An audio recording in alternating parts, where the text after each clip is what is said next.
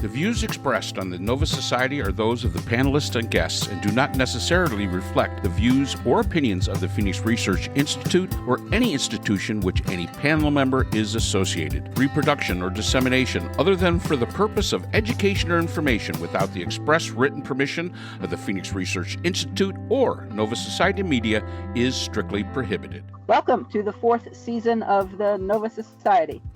I'm your host, Dr. Brooklyn Ann Weldon, and I'm here with the panel, Dr. Scott Gershwer and Dr. Mark Bound. Welcome to 2025. What a year. What a year already. Yes, indeed, Scott.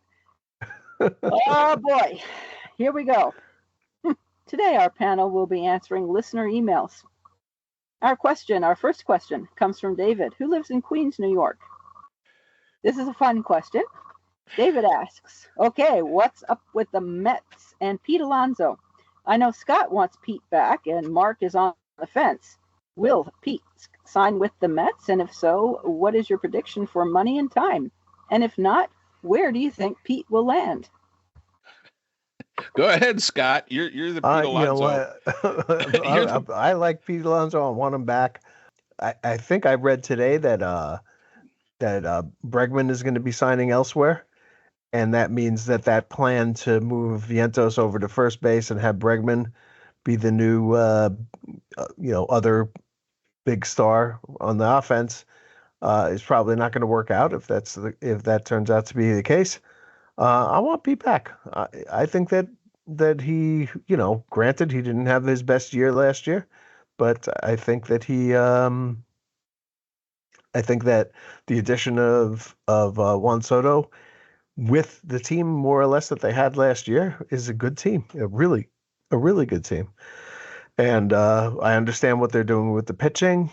I get it. And I think that I think it's a no-brainer actually to sign Pete, and I don't really care about the money, but whether it's 4 years or 5 years or whatever, it's the last year of your contract is always going to probably be a dead spot.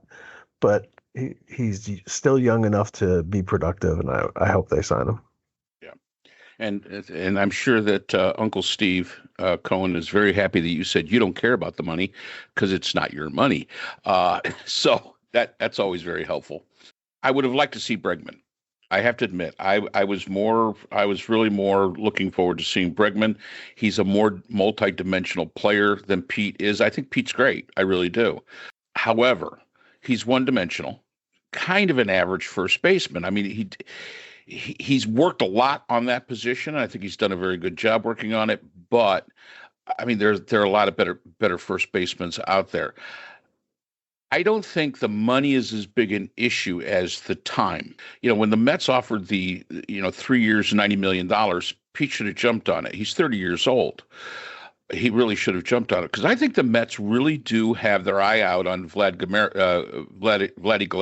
Guerrero Jr., who will become a free agent next year, who is 5 years younger than Pete and is, I would say, a bit of a better first baseman and offers you more at the plate than Pete does. So if they could get Pete for, say, 2 years or 3 years, $90 million with an option after 2, I think that'd be a great deal.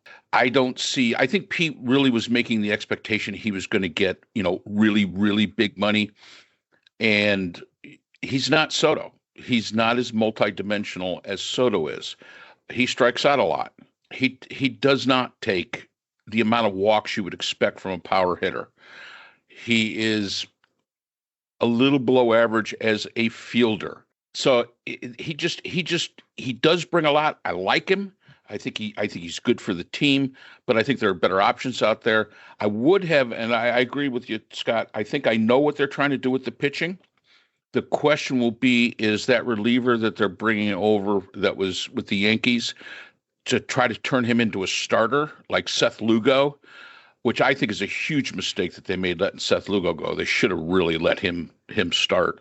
I want to see how that works out. All they've got right now is they've got Minaya, they got Senga. Hopefully Peterson continues to have another good year. I would like to see them go out for more pitching, even if they have to sacrifice a little bit at first base. with the team that they've got, they're still pretty stacked. And I think that first base is one of those positions where you can probably move somebody around if you have to. Yeah, I mean, so as far as the pitching is concerned, the Mets are acknowledging the devaluation of starting pitching. Absolutely. There's no reason to have these guys in there. They're not what they used to be. So you can't go more than 3 times around a batting order if you even go 3, and that means that you need a deeper bullpen, guys that you can rely on. It would be lovely to be able to shut down a couple of innings, the way the Yankees at least tried to do, a few years back when they still had Mariano, who could shut down the 9th inning, and they had a guy who could come in and shut down the 8th inning. That means you're playing a 7-inning ball game. They had a pretty good, I think it was Robertson actually was had the 7th inning. Wasn't quite as good as those other guys, but you try to lock down the game as much as you can, but you're going to need multiple pitchers for every single game. It's not, those days of a guy going 9 or over.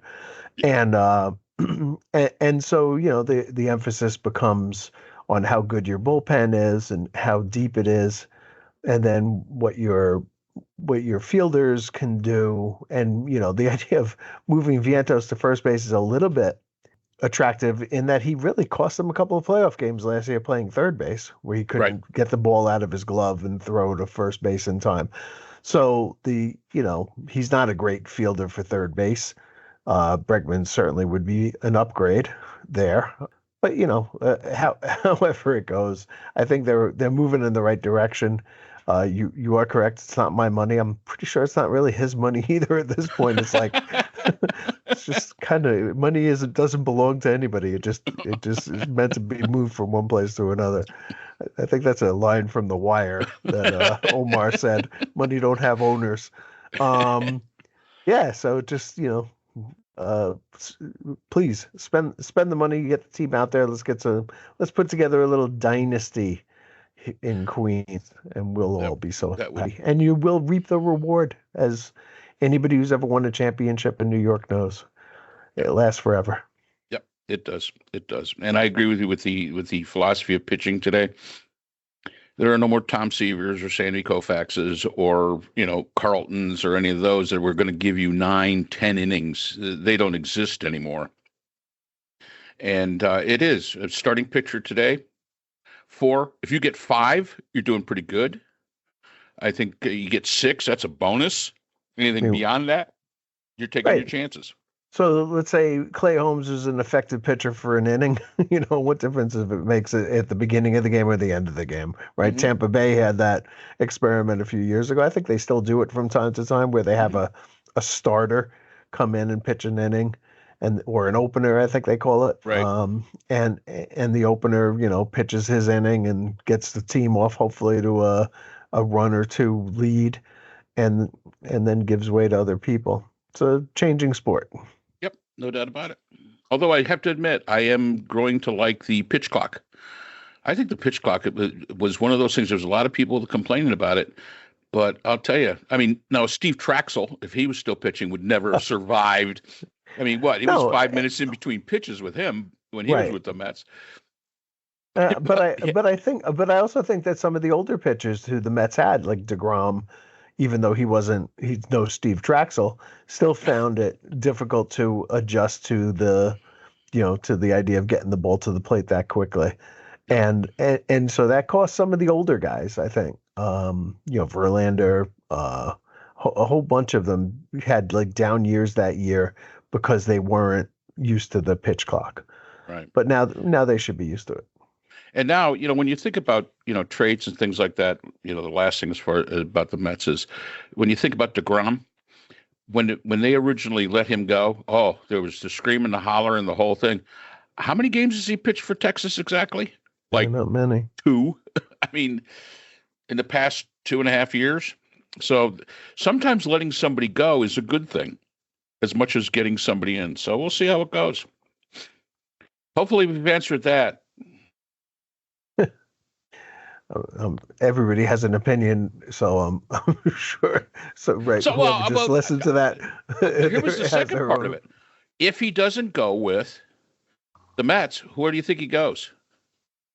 I keep hearing San Francisco. That's what I hear. I don't know. Yep. I hear San Francisco. Yep. And that would be an upgrade for them. That would probably be. I also hear Seattle a lot because they just need offense. So we'll see. Yeah. So thank you, David, for the question, and we will see you again next time on the Nova Society. And that's all the time we have for today's episode. The Nova Society is a production of Nova Society Media, a division of the Phoenix Research Institute. We'd like to thank our production partners, Buzzsprout, who hosts the Nova Society, Audacity, our editing partners, Apple iTunes, the largest source of podcasts and music on the internet, Spotify, the most popular platform for the Nova Society, and iHeartRadio, your source for all things music and podcasting. The Nova Society is available on all of these and other quality platforms listed in our description. We'd like to thank all of our listeners. Without you and your support, the Nova Society would not be possible. If you have a question or comment, we can be reached at nova.society.podcast@gmail.com. So for Dr. Brooke Ann Weldon, Dr. Priscilla Hobbs, Dr. Scott Gershwer, and for all of us here at the Nova Society, I'm Dr. Mark Bound. Remember, the true power in society is knowledge. Thanks for listening, and we hope to see you again next time. Hi, everyone. This is JJ, the co-founder of Good Pods. If you haven't heard of it yet, Good Pods is like Goodreads or Instagram, but for podcasts. It's new, it's social, it's different, and it's growing really fast. There are more than 2 million podcasts, and we know that it is impossible to figure out what to listen to. On Good Pods, you follow your friends and podcasters to see what they like. That is the #1 way to discover new shows and episodes. You can find Good Pods on the web or download the app. Happy listening! We'd like to thank our sponsor for this episode, the Journal of Interdisciplinary Conflict Science. The JCIS is an open journal for upcoming scholars. The JCIS is currently accepting article submissions on an ongoing basis. The JCIS is a publication of Nova Works, a scholarly depository at Nova Southeastern University. A link to the journal is in our description.